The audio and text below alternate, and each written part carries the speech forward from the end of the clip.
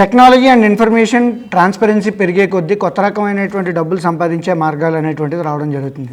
అందులోకి smart phones వచ్చాక అది ఇంకా ఈజీ అయిపోయిందని చెప్పొచ్చు. అలాగే డబ్బులు దోచుకునే మార్గాలు కూడా పెరుగుతున్నాయని చెప్పేసి మనం గుర్తుంచుకోవాలి. అందులోకి రియల్ ఎస్టేట్ కావచ్చు, స్టాక్ మార్కెట్ కావచ్చు, బిజినెసెస్ కావచ్చు, దీంట్లో లాభాలు, మోసాలు, నష్టాలు అనేటువంటివి కూడా ఎక్కువ అవుతున్నాయని చెప్పుకోవచ్చు. అయితే ఈ రోజుల్లో ఇన్ఫ్లుయెన్సర్స్ ఎవరైతే ఉన్నారో, ఇన్ఫ్లుయెన్సర్స్ వర్సెస్ సెబీ ఎంటిటీస్ అనేటువంటి ఆర్గ్యుమెంట్ చాలా సీరియస్గా అనేటువంటిది నడవడం జరుగుతుంది. సో స్కామ్స్ అండ్ స్కీమ్స్ కూడా కొత్త పద్ధతులు అనేటువంటివి రావడం జరుగుతున్నాయి. వీటిల్లో ఇన్ఫ్లుయెన్సర్స్ సాధారణంగా డబ్బులు దోచుకునే పద్ధతులు ఎలా ఉంటాయనేటువంటిది ఇవాళ ఎపిసోడ్లో చూద్దాం. బట్ అడ్వాన్స్డ్ పద్ధతులు ఎలా ఉన్నాయనేటువంటిది ఇప్పుడు సిరీస్ కింద చేస్తున్నాం కాబట్టి ప్రతి వారం ఒక ఇన్ఫ్లుయెన్సర్ని టార్గెట్ చేస్తూ వాళ్ళు డబ్బులు సంపాదించే మార్గాల్లో ప్రాసెస్ తాలూకా లూప్ హోల్స్ ఏముంటాయి, మిమ్మల్ని ఎక్కడ మోసం చేయొచ్చు అనేటువంటిది రాబోయే సిరీస్లో చూద్దాం. ఈ సిరీస్లో జనరల్గా ఉండేటువంటి పద్ధతులు ఏవైతే ఉన్నాయో వాటిని చూద్దాం.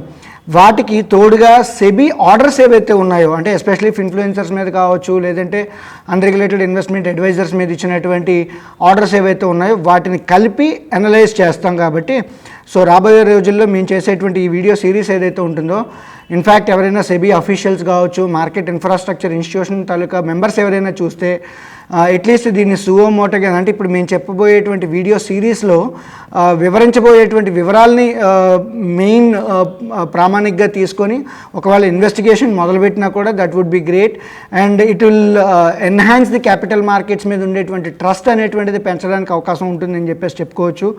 ఎందుకంటే తప్పు లేకపోతే పర్వాలేదు, ఏ ఇన్ఫ్లుయెన్సర్ తప్పు చేయకపోతే పర్వాలేదు, ఒకవేళ తప్పు జరిగితే కనుక దాన్ని ఆదిలోనే తుంచడానికి, లేదంటే పెద్ద స్కామ్ అయ్యి బరస్ట్ అయ్యేటువంటి ముందే మనం జాగ్రత్తగా పడగలిగితే కనుక definitely capital markets, vibrant capital markets తాలూకా సిచ్యువేషన్ క్రియేట్ చేయడానికి అవుతుంది. And at the same time ప్రజల తాలూకా నమ్మకాన్ని కూడా మనం చూడగలుగుతామని చెప్పుకోవచ్చు. అయితే ఇక్కడ నేను ముఖ్యంగా చెప్పాల్సింది ఏంటంటే, ఇక్కడ నా ప్రాణహాని ఉన్నా కూడా, అంటే మా వాళ్ళు ఇలాంటి వీడియోస్ చేయొద్దు అని చెప్పినా కూడా ఇటువంటి వీడియోస్ని నేను ధైర్యంగా చేస్తున్నాను కాబట్టి, and that is majorly for the best of public and capital markets అని నేను చెప్తున్నాను. సో అయితే ఇవాళ వీడియోస్లో కొన్ని రెగ్యులర్గా చేసేటువంటి ఇన్ఫ్లుయెన్సర్స్ చేసేటువంటి స్కామ్స్ అనుకోండి, లేదంటే డబ్బులు దోచుకునేటువంటి పద్ధతులు ఏవైతే ఉన్నాయో వాటిని మనం డిస్కస్ చేద్దాం. అడ్వాన్స్డ్ టెక్నిక్స్ కావచ్చు, లేదంటే సెబీ ఆర్డర్స్తో కలిపి అనాలిసిస్ అనేటువంటిది ఫర్దర్ సిరీస్లో చేద్దాం. సో హాయ్ వ్యూవర్స్, ఇది ఇవాళ రావు గారి అనాలిసిస్ తాలూకా ఎపిసోడ్. వెల్కమ్ టు రావు గారి అనాలిసిస్.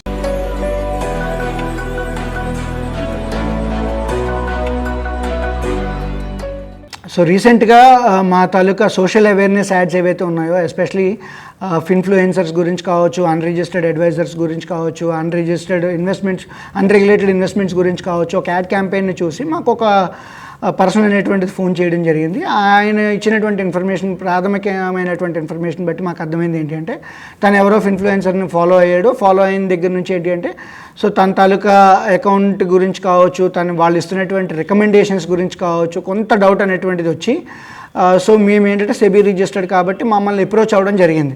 సో అప్రోచ్ అయినప్పుడు ఏంటంటే ఆయన ఇచ్చినటువంటి క్లూస్ ఏవైతే ఉన్నాయో ఆ క్లూస్ నుంచి మేము తీసుకొని సో ఒక కాంప్రిహెన్సివ్ వీడియోస్ అనేటువంటివి, ఎస్పెషలీ ఇన్ఫ్లుయెన్సర్స్ తాలూకా ప్రాసెస్లు ఎలా ఉంటాయి, వాళ్ళ తాలూకా ఆదాయ మార్గాలు ఎట్లా ఉంటాయి, కాన్ఫ్లిక్ట్ ఆఫ్ ఇంట్రెస్ట్లు ఎట్లా ఉంటాయి, డిస్క్లోజర్స్ ఏముండాలి, డిస్క్లైమర్స్ ఏముండాలి అనేటువంటిది చేసుకుంటూ ఒక డెడికేటెడ్గా ఒక ప్రతి ఇన్ఫ్లుయెన్సర్ మీద మేము కొన్ని వీడియోస్ అనేటువంటివి చేయడం జరుగుతుంది. అండ్ వాటికి తోడుగా కేవలం ఏదో గాలి వార్తల్లా కాకుండా వాటిని కోరిలేట్ చేసుకుంటూ కొన్ని సెబీ తాలూకా ఆర్డర్స్ని కూడా చేస్తే ఎలా ఉంటుంది అనేటువంటి ఆలోచనతో వచ్చింది ఈ సిరీస్ అని చెప్పేసి. అండ్ అందులోకి ఏంటంటే పబ్లిక్ డొమైన్లో ఉన్నటువంటి ఇన్ఫర్మేషన్ బట్టి కొన్ని టచ్ పాయింట్స్ ఏవైతే ఉంటాయో వాటిని చేస్తే బాగుంటుంది. సో ఎస్పెషలీ ఇన్ఫ్లుయెన్సర్స్లో ఎవరైనా మోసగాళ్ళు ఉన్నా కూడా వాళ్ళు బయటకు వచ్చేటువంటి అవకాశం ఉంటుంది. సైమల్టేనియస్గా ఓకే, క్యాపిటల్ మార్కెట్స్ మీద ఇంకా అవగాహన పెంచేటువంటి అవకాశం ఉంటుంది అనేటువంటి థాట్ ప్రాసెస్లో మేము చేయడం జరుగుతుంది. అయితే అసలు ఏం జరుగుతుంది అనేటువంటిది ఇప్పుడు చూద్దాం. కోవిడ్ తర్వాత కొత్తగా ఓపెన్ అవుతున్నటువంటి డిమ్యాట్ అకౌంట్లు కావచ్చు, ట్రేడింగ్ అకౌంట్లు కావచ్చు, డెరివేటివ్స్లో పార్టిసిపేషన్ కావచ్చు, అలాగే ఇన్ఫ్లుయెన్సర్స్ తాలూకా సంఖ్య కూడా చాలా ఎక్కువగా పెరిగిందని చెప్పేసి మనందరికీ తెలిసిందే, ఇందులో కొత్త ఏం లేదు. అయితే ఏంటంటే ఇక్కడ మ్యూచువల్ ఫండ్స్లో పార్టిసిపేషన్ కన్నా కూడా అనేక రెట్లు డైరెక్ట్ స్టాక్స్లో ట్రేడింగ్ చేసుకోవడం అండ్ డెరివేటివ్స్లో ట్రేడ్ చేయడం, అందులోకి డెరివేటివ్స్ తాలూకా వాల్యూమ్ సిగ్నిఫికెంట్గా లాస్ట్ 1-2 ఇయర్స్లో పెరగడం. అండ్ అందులో కూడా ఏంటంటే 23 నుంచి 27 మధ్యలో ఏజ్ వాళ్ళు ఎవరైతే ఉన్నారో వాళ్ళు చాలా ఎక్కువగా అట్రాక్ట్ అవుతున్నారని చెప్పేసి చెప్పుకోవచ్చు. ఇందులో ఈజీ మనీ అనుకోండి, క్విక్ మనీ అనుకోండి, సింపుల్ మనీ అని చెప్పేసి అనేటువంటి ఫీలింగ్తో ఈ మార్కెట్లోకి ఎంటర్ అవ్వడం జరుగుతుంది. దాన్ని ఎన్కాష్ చేసుకోవడానికి యూట్యూబ్ ఛానల్స్, టెలిగ్రామ్ గ్రూప్స్, తర్వాత WhatsApp groups, money routing techniques అనేటువంటివి అన్నీ కూడా జరుగుతున్నాయి. సో ఎక్కడైతే ఫ్లాకింగ్ ఎక్కడ ఉంటుందో, లేదంటే ఎక్కడైతే హర్డ్ మైండ్ సెట్ ఉంటుందో, ఎక్కడైతే ఎక్కువ మంది ఉంటారో, ఎక్కడైతే ఎక్కువ డబ్బులు ఉంటాయో అక్కడే స్కామ్స్ జరగడానికి కూడా ఆస్కారం ఉంటుంది అనేటువంటిది మనకు తెలుసు. అయితే ఇక్కడ నేను చెప్పబోయేటువంటి వాటిల్లో చూసుకుంటే సెబీ ఆల్రెడీ ఇలాంటి వాటిని కొన్ని పసిగట్టి వాటి మీద ఆర్డర్స్ అనేటువంటివి ఇవ్వడం జరిగింది. ఎస్పెషలీ కొంతమంది ఇన్ఫ్లుయెన్సర్స్ కావచ్చు, అన్రిజిస్టర్డ్ రీసెర్చ్ అనలిస్టులు, ఇన్వెస్ట్మెంట్ అడ్వైజర్స్ ఎవరైతే ఉన్నారో వాళ్ళు బేసిక్గా చేసేటువంటి ఐడియాస్ ఏంటి అనేటువంటివి, లేదంటే వాళ్ళు బేసిక్గా ఫాలో అవుతున్నటువంటి పద్ధతి ఏంటి, రూట్ ఏంటి అనేటువంటిది కొన్ని మీడియా కథనాలు కావచ్చు, లేదంటే సెబీ వాళ్ళు ఇచ్చినటువంటి ఆర్డర్స్ బట్టి ఇప్పుడు ఈ మేజర్గా ఈ 4 కేటగిరీల కింద మేము డివైడ్ చేసుకోవడం జరిగింది. సో ఈ 4 పద్ధతుల్లో జనరల్గా ఇన్ఫ్లుయెన్సర్స్ అనేటువంటిది మిమ్మల్ని మోసం చేయొచ్చు అని మేము చెప్తున్నాం అనమాట. సో దాంట్లో ఫస్ట్ థింగ్ వచ్చేటప్పటికైతే కనుక ఈ ఫేక్ P&L తాలూకా స్క్రీన్ షాట్స్ కావచ్చు, లేదంటే వాటికి సాఫ్ట్వేర్స్లో మార్ఫింగ్ చేసి తర్వాత ఏంటంటే అకౌంట్స్ని మార్చి ఏ రోజైతే ఏ లాభం దేంట్లో లాభం వస్తే దాని తాలూకా స్క్రీన్ షాట్ మాత్రమే డిస్ప్లే చేసి నష్టం వచ్చిన వాటిని డిస్ప్లే చేయకుండా, and at the same time rich life style ఉంది, తర్వాత ఎక్స్పెన్సివ్ కార్స్ ఉన్నాయి, బిల్డింగ్స్ ఉన్నాయి అనేటువంటి పద్ధతుల్లో చూపించి నాకు ఒక టెలిగ్రామ్ ఛానల్ ఉంది, ఒక టెలిగ్రామ్ గ్రూప్ ఉంది, వాటిల్లో జాయిన్ అవ్వండి, జాయిన్ అయితే కనుక ట్రేడింగ్ తాలూకా సీక్రెట్స్ చెప్తాను, తర్వాత స్పెసిఫిక్ స్టాక్స్ చెప్తాము, high success rate, high profitability ఉండేటువంటి ట్రేడింగ్ స్ట్రాటజీస్, స్టాక్స్ చెప్తామని చెప్పేసి నమ్మించి ఎఫిలియేట్ తాలూకా లింక్స్ ఇవ్వడం, తర్వాత ఏంటంటే stock tips, fundamental analysis, technical analysis అని పేరు చెప్పి కొన్ని ఏంటంటే మిమ్మల్ని ఊరించడం, ట్రేడ్ చేయించడం అనేటువంటిది మీకు జరుగుతూ ఉంటుంది.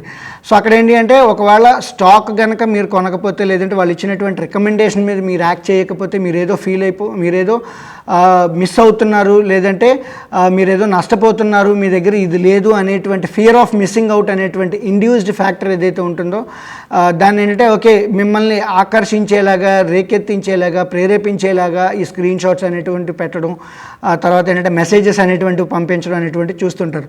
సో ఇలా చేసినప్పుడు ఏంటంటే వాళ్ళకి ఎవరైతే స్టాక్ బ్రోకర్తో కనెక్టివిటీ ఉందో ఆ స్టాక్ బ్రోకర్ దగ్గర నుంచి వాళ్ళకి కమిషన్ అనేటువంటిది రావడం జరుగుతూ ఉంటుంది. సో ఇది ఫస్ట్ పద్ధతి. రెండో పద్ధతి వచ్చేటప్పటికైతే కనుక డైలీ మార్కెట్ తాలూకా వీడియోస్ చేయడం, తర్వాత క్లాసెస్ చెప్తాం, సెమినార్స్ చెప్తాము, హై ఎండ్ స్ట్రాటజీస్ చెప్తాము, హై ప్రాఫిటబిలిటీ స్ట్రాటజీస్ చెప్తామని చెప్పేసి అని కొంతమంది ఫాలోవర్స్ తాలూకా లిస్ట్ అనేటువంటిది బిల్డ్ చేసుకుంటారు. ఎప్పుడైతే ఈ ఫాలోవర్స్ లిస్ట్ అనేటువంటిది బిల్డ్ అయిందో వాళ్ళల్లో మంచి స్ట్రాంగ్ ఇన్వెస్టర్ ఎవరైనా ఉంటే కనుక వాళ్ళని పర్సనల్గా అప్రోచ్ అయ్యి వాళ్ళకి మేము ఇన్వెస్ట్మెంట్ తాలూకా సజెషన్స్ ఇస్తాము, ట్రేడ్ తాలూకా అడ్వైజ్ ఇస్తాము అనేటువంటి పద్ధతుల్లో వాళ్ళతో మాట్లాడుకొని తర్వాత ఏంటంటే స్టాక్ అడ్వైజరీ, తర్వాత టిప్స్ అనేటువంటివి ప్రొవైడ్ చేయడం. ఆ ప్రొవైడ్ చేస్తున్న దానికి ఏంటి అంటే అడ్వైజరీ సర్వీసెస్ తాలూకా ఫీజు ఏదైతే ఉంటుందో దాన్ని కలెక్ట్ చేయడం. అయితే వాటిలో ప్రాఫిట్ షేరింగ్ పెట్టుకుంటారు, లేదంటే ఫ్లాట్ ఫీజు అనేటువంటిది కలెక్ట్ చేయడం అనేటువంటిది జరుగుతూ ఉంటుంది.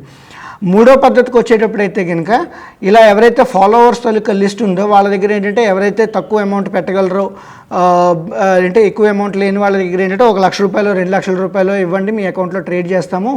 ఉదాహరణకు 1 లక్ష రూపాయలు ఎగ్జాంపుల్ తీసుకుందాం. వాళ్ళు ఏంటంటే వాళ్ళ తాలూకా ఎఫిలియేట్ బ్రోకర్ ఎవరైతే ఉన్నారో ఆ బ్రోకర్ దగ్గర డిమాట్ అకౌంట్ ఓపెన్ చేయించడం, ట్రేడింగ్ అకౌంట్ ఓపెన్ చేయించడం, దాంట్లో 1 లక్ష రూపాయలు ఏదైతే మనం చెప్పుకున్నాం ఎగ్జాంపుల్ కింద అందులో ఆ 1 లక్ష రూపాయలు ట్రాన్స్ఫర్ చేయడం.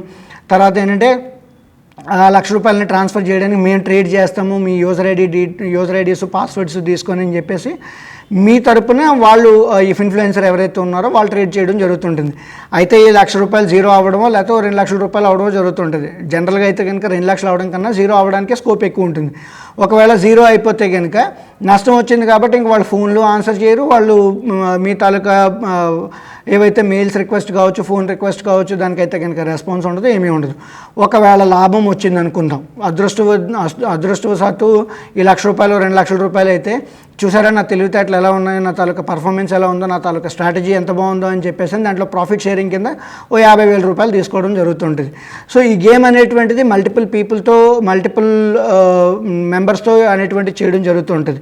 సో ఇవి యాక్చువల్గా ఏంటంటే ఈ 3 రకాలని పక్కన పెట్టేస్తే 4వ రకం కింద వచ్చేటప్పటికైతే కనుక కొంతమంది మల్టిపుల్ బ్రోకర్స్తో, డిస్కౌంటెడ్ బ్రోకర్స్ అనుకోండి, లేదంటే ఫుల్ టైం బ్రోకర్స్ అనుకోండి, వాళ్ళతో ఆథరైజ్డ్ పర్సన్స్ కింద వాళ్ళు రిజిస్ట్రేషన్ అనేటువంటిది అవ్వడం.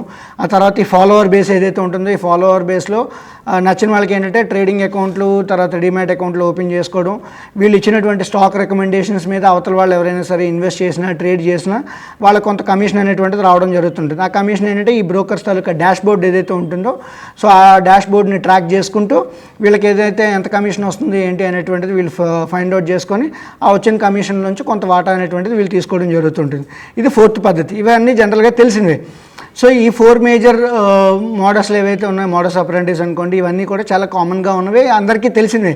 అయితే ఏంటంటే ఇప్పుడు మీకు ఒక 5వది బోనస్ పాయింట్ కింద చెప్పే, అంటే 5వ స్ట్రాటజీ కింద, అంటే వీటి ఇన్ఫ్లుయెన్సర్స్ డబ్బులు ఎలాగ తీసుకుంటారు అనేటువంటి దాన్ని చూడాల్సి వచ్చినప్పుడైతే కనుక ముందుగా వాళ్ళకి నచ్చినటువంటి స్టాక్ ఒకటి సెలెక్ట్ చేసుకుంటారు. ఆ స్టాక్లో వాళ్ళ ఇంట్లో వాళ్ళ పేరునో, లేదంటే వాళ్ళ రిలేటివ్స్ పేరునో, ఫ్రెండ్స్ పేరునో అనేటువంటిది ఆ స్టాక్ని ముందుగా బై చేసుకోవడం జరుగుతుంది.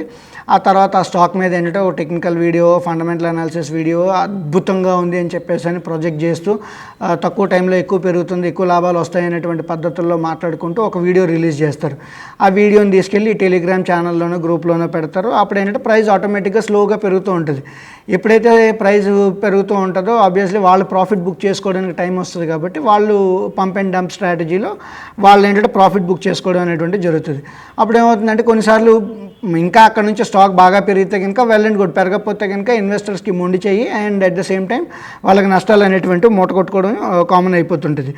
అయితే ఇప్పుడు నేను చెప్పినటువంటి వాటిల్లో చెప్పుకోవాల్సి వచ్చినప్పుడు ఏంటంటే ఇవన్నీ రెగ్యులర్గా తెలిసింది. బట్ సెలబ్రిటీ స్థాయిలో ఉండి, సెలబ్రిటీ ముసుగులో కొంతమంది దొంగలు దేశాన్ని ఉద్ధరిస్తున్నాము, స్టాక్ మార్కెట్లో ప్రొఫెషనల్స్ అన్నట్టుగా చెప్పుకుంటూ క్యాపిటల్ మార్కెట్స్ని సర్వనాశనం చేయడానికి ట్రై చేస్తున్నారని అట్లీస్ట్ చెప్పకపోయినా సరే, బట్ వాళ్ళు చేస్తున్నటువంటి కొన్ని మిస్టేక్స్ ఏవైతే ఉన్నాయో ఆ మిస్టేక్స్ వల్ల క్యాపిటల్ మార్కెట్స్లో నష్టం వచ్చేటువంటి అవకాశం ఉంటుంది. వాటి వల్ల ఏంటంటే కొంత చెడ్డ పేరు వచ్చేటువంటి అవకాశం కూడా ఉంటుంది. అయితే ఏంటంటే గౌరవ మర్యాదలు, సంఘంలో పేరు ప్రతిష్టలు అయితే కనుక ఉండొచ్చు, అదంతా ఒక ఎత్తు. కానీ దాని ముసుగులో వీళ్ళు డబ్బులు దండుకోవడానికి, లేదంటే వీళ్ళు డబ్బులు సంపాదించడానికి చేసేటువంటి పనులు ఏవైతే ఉంటాయో వాటిని ఇంకా ఇన్ డీటెయిల్డ్గా మనం కొంత వీడియో అనేటువంటిది చేయడానికి మనం ఎట్లాగా ట్రై చేస్తున్నాం. కాబట్టి దానికి తోడు సెబీ తాలూకా ఆర్డర్స్ ఏవైతే ఉన్నాయో సెబీ వాళ్ళు ఇచ్చినటువంటి ఆర్డర్స్ని కూడా మనం వాటిని కోరిలేట్ చేసుకుంటూ చెప్పుకోవచ్చు. అయితే ఇక్కడ ఏంటి అంటే ఇఫ్ ఇన్ఫ్లుయెన్సర్స్ కావచ్చు, లేదంటే ఎవరైతే యూట్యూబ్ తాలూకా సెలబ్రిటీస్ అని ఏవైతే మనం చెప్పుకుంటున్నామో వాళ్ళకి ఏంటంటే లక్షల్లో సబ్స్క్రైబర్స్, లక్షల్లో వ్యూవర్షిప్, తర్వాత లక్షల కొద్ది కమెంట్లు అండ్ టెలిగ్రామ్ ఛానల్స్లో కూడా ఏంటంటే లక్షల మంది ఫాలోవర్స్ అని చెప్పేసి అని ఉంటారు. అయితే ఇక్కడ ఆ స్థాయికి వచ్చిన తర్వాత వాళ్ళు ఏదైనా సరే చెప్పినా శాసనం అయిపోతుంది, నన్ను నమ్మి ఇంతమంది ఉన్నారు కాబట్టి వాళ్ళని ఒకవేళ ఏదైనా సరే తప్పుదో పట్టించినా కూడా ఏమీ జరగదు అనేటువంటి పద్ధతుల్లో వాళ్ళు ఆలోచించుకోవచ్చు. కానీ ఇక్కడ ప్రాబ్లం ఏంటంటే ఇది క్యాపిటల్ మార్కెట్స్ తాలూకా పేరుని ప్రతిష్టని దెబ్బతీసేటువంటి అవకాశం ఉంటుంది. కాబట్టి సో వీళ్ళు ఎలా మోసం చేయడానికి ఆస్కారం ఉందో, అంటే వాళ్ళు మోసం చేస్తున్నారని మేము చెప్పట్లేదు, వాళ్ళు మోసం చేయడానికి ఎలా అయితే ఆస్కారం ఉండొచ్చో అనేటువంటిది అక్కడ ప్రాసెస్ తాలూకా లూప్ హోల్స్ ఏవైతే ఉన్నాయో వాటిని దృష్టిలో పెట్టుకొని మేము ఇన్-పర్సన్ రీసెర్చ్, అంటే మా టీం మొత్తం అంతా కూడా రీసెర్చ్ చేసి ఓపెన్గా ఉన్నటువంటి డేటాని, సెబీ ఇచ్చినటువంటి ఆర్డర్స్ని రెండింటిని కోరిలేట్ చేసుకుంటూ ఆ వీడియోస్ అనేటువంటివి చేయడం జరుగుతుంటుంది. అయితే ఇక్కడ మీరు అనొచ్చు, అంటే జనరల్గా వాళ్ళు పెద్ద స్థాయిలోనే చేస్తున్నారు కదా సార్, చాలా వరకు డిస్క్లోజర్స్ అనేటువంటివి ఇస్తున్నారు కదా అని చెప్పేసి. అయితే ఇప్పుడు మనం చెప్పుకోవాల్సి వచ్చినప్పుడు ఏంటంటే ఈ సెబీ తాలూకా గైడ్లైన్స్లో కావచ్చు, లేదంటే సెబీ తాలూకా ఆర్డర్స్లో కావచ్చు, వాటి తాలూకా సబ్మిషన్స్ ఏవైతే ఉన్నాయో, అంటే మోడస్ ఆపరెండి ఏదైతే ఉందో వాటిల్లో ఏంటంటే రెగ్యులర్గా వాళ్ళు చెప్పేటువంటి సబ్మిషన్స్ ఏంటి అంటే, సార్ మేమేంటి అంటే మాకు ఎటువంటి లైసెన్స్ లేదు అని చెప్పేసి జనాలకు ముందుగానే చెప్పేస్తున్నాము, మేము సెబీ రిజిస్టర్డ్ కాదు అని మేము చెప్తున్నాము, అయినా కూడా జనాలు మా దగ్గరికి వస్తున్నారు అనేటువంటి పద్ధతుల్లో వాళ్ళు ఫస్ట్ సబ్మిషన్ అనేటువంటిది ఉంటుంది. తర్వాత సబ్మిషన్ వచ్చేటప్పటికి మేము ఎడ్యుకేషనల్ పర్పస్ కోసం మాత్రమే మేము ఈ కంటెంట్ అనేటువంటిది చేస్తున్నాము, ఎవరిని కొనమని చెప్పేసి మేము ఎవరికి చెప్పట్లేదు అనేటువంటి పద్ధతిలో వాళ్ళు చెప్తూ ఉంటారు. మూడో సబ్మిషన్ వచ్చేటప్పటికి అయితే కనుక మేము ఏ సబ్స్క్రైబర్ దగ్గర నుంచి డబ్బులు అనేటువంటివి ఛార్జ్ చేయట్లేదు కదా, సో మేము ఎప్పుడైతే డబ్బులు ఛార్జ్ చేయట్లేదో ఇదంతా కూడా ఫ్రీగా ఇస్తున్నటువంటి కంటెంట్ కాబట్టి మా వాక్ స్వాతంత్ర్యం ఏదైతే ఉందో మా వాక్ స్వాతంత్ర్యానికి తగ్గట్టుగా మేము చేస్తున్నామని చెప్పేసి.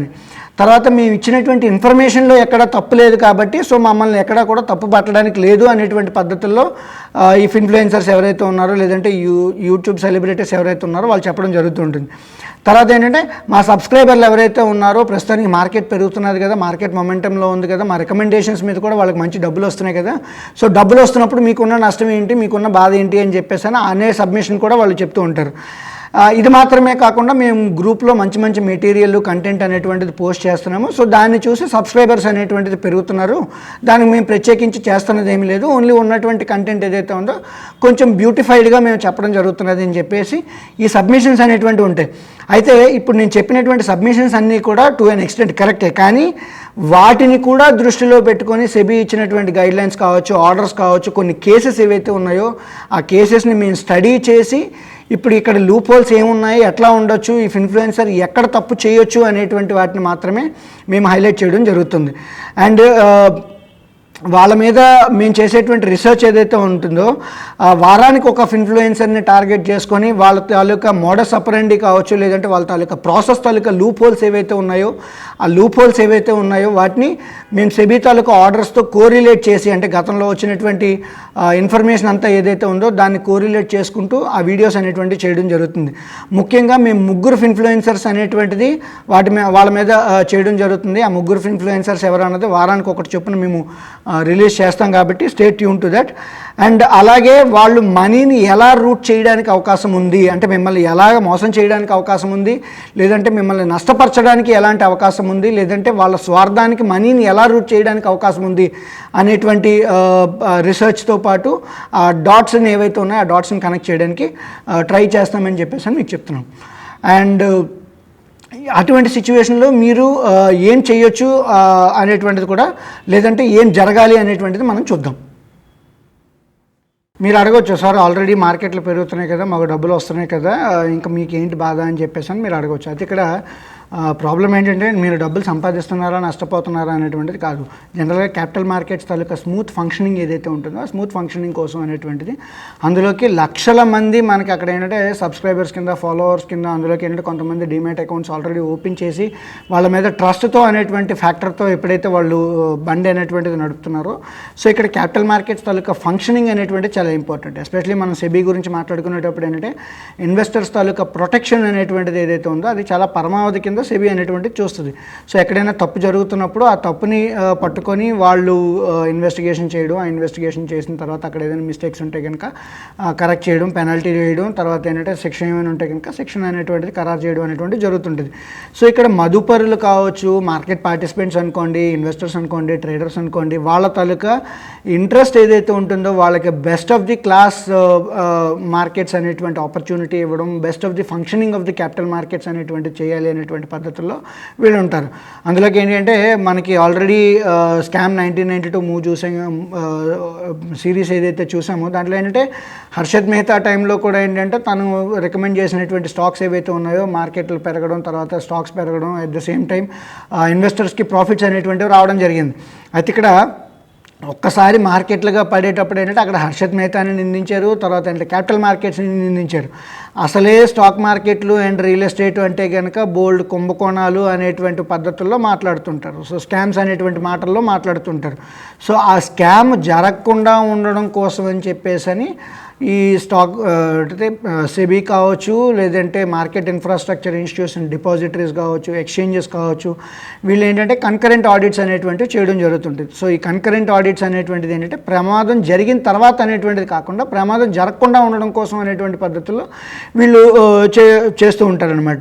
సో అలాగే ఇప్పుడు ఈ అందులోకి ఏంటంటే ఈ ఇన్ఫ్లుయెన్సర్ దగ్గర చిన్న చిన్న ఇన్వెస్టర్స్ ఎవరైతే ఉంటారో వాళ్ళు ఏంటంటే 10,000 రూపాయలతోనో 20,000 రూపాయలతోనో క్యాపిటల్ మార్కెట్లోకి రావడం, తర్వాత ఏంటంటే డెరివేటివ్స్లో ప్లే చేయాలి అంటే ఇదేదో క్విక్ మనీ కోసం అని చెప్పి వాడి తాలూకా స్ట్రైక్ రేట్ బాగుందనో సక్సెస్ రేట్ బాగుందనో వాడి ఫాలో అవ్వడానికి ట్రై చేస్తుంటారు. సో ఇక్కడ చిన్న ఇన్వెస్టర్స్ ఎవరైతే ఉన్నారో, చిన్న మార్కెట్ పార్టిసిపెంట్స్ ఎవరైతే ఉన్నారో వాళ్ళ తాలూకా ఇంట్రెస్ట్ని ప్రొటెక్ట్ చేయాలి అనేటువంటి ఉద్దేశంతో ఈ ప్రాసెస్ అనేటువంటిది కావచ్చు, లేదంటే ఈ వీడియో అనేటువంటిది మేము చేయడం జరుగుతుంది.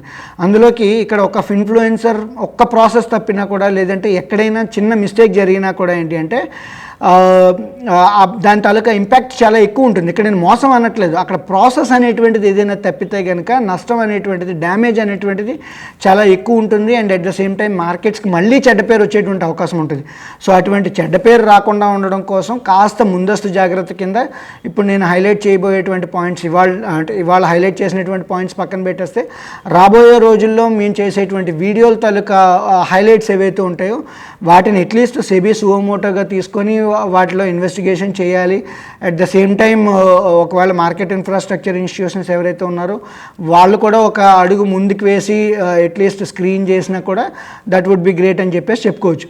అందులోకి ఏంటంటే ఇప్పుడు $10 ట్రిలియన్ ఎకానమీ వైపు మన మార్కెట్స్ వెళ్ళాలి, తర్వాత మన ఎకానమీ మారాలి, మన ఎకానమీ మూవ్ అవ్వాలి అనుకునేటప్పుడు వైబ్రెంట్ క్యాపిటల్ మార్కెట్స్ అనేటువంటివి చాలా ఇంపార్టెంట్.